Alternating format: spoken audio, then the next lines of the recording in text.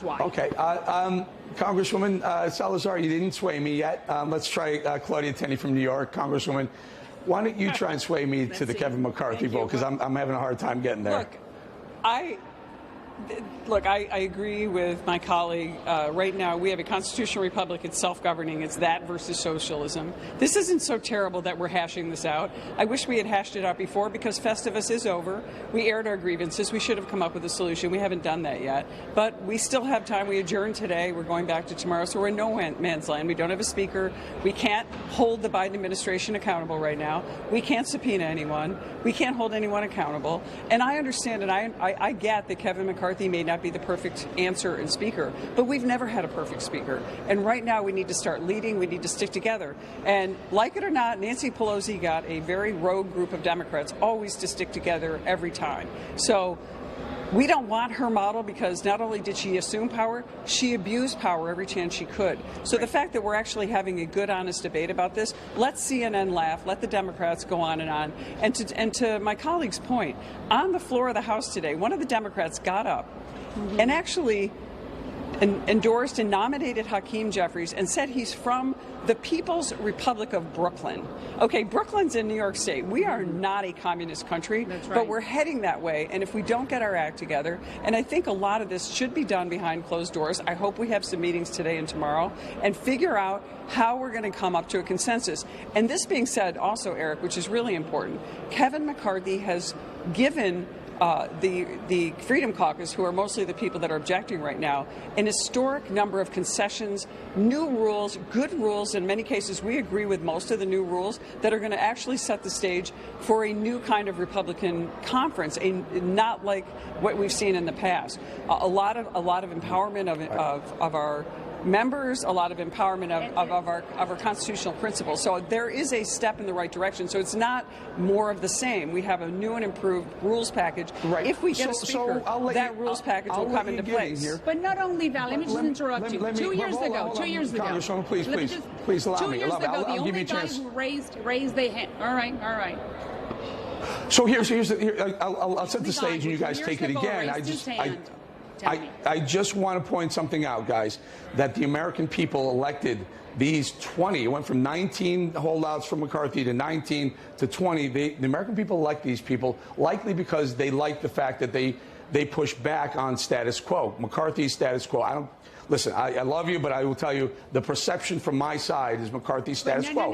When you got Karl Rove backing Kevin McCarthy, when you have Ronna McDaniel Romney backing Kevin McCarthy, these are status quo. So President Trump, Jim Jordan. I don't think that you are seeing Jim Jordan backing Kevin McCarthy. Give me a minute. I don't think that you are seeing this with the right angle. Let me just explain to you why. And it's not that I am his best friend. But 2 years ago, he raised his hand and said, hey, I want to be speaker, right? And he put together working committees. And he put together something called the Commitment to America. And he traveled the country. And he raised funds. And he said, hey, I really want to be speaker. And he dedicated his time, energy, and effort to bring us into the majority. So I think he earned it. I'm not saying that the other 17 who are voting for Jim Jordan, whom we respect because they're our friends, 20 of them, they should have done that. 3 years ago and say, hey, I really want to be speaker too. So let me run the country, let me raise some funds, and let me explain to the American people what is it that we're going to do for them. And then they would have some type of credibility to do what they're doing. I'm not saying that this is the best country on earth, and you know that I always say the same thing. Let's hope that Nicaragua, Cuba, and Venezuela would have what was happening right now. But you know, not Eric, in this way. Eric, you said 20 people elected those people to push back. I've always pushed back against the status quo. I always have a primary. I always have to stand up. But 202 other members who have supported Kevin McCarthy also come from constituencies around the country. I've had $47 million spent against me in my campaigns for Congress so far. So I know what it's like to be in a swing district. I have a little bit more of a Republican district now.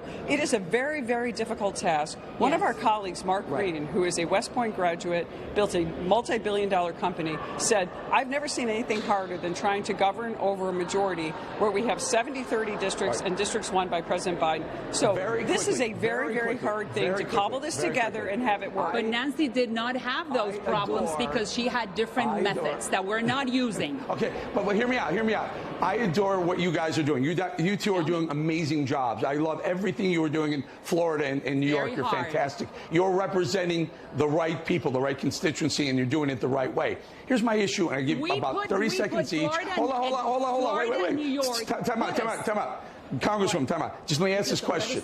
I know exactly what Jim Jordan stands for. I know exactly what his policies are, where he's going, what he would do as a speaker. I have no idea about Kevin McCarthy. How can you get me to back someone where I don't know where the man stands? I'll start with you, Claudia Tenney, and then go to Maria Salazar.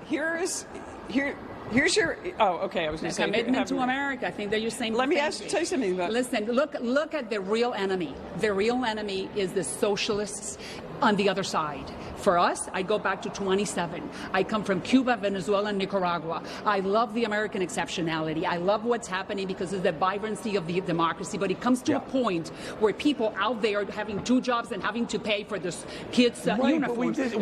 We don't disagree on that, Maria. Are really not doing let's be honest. We all. Good, I'm glad. It's an easy way. Sorry.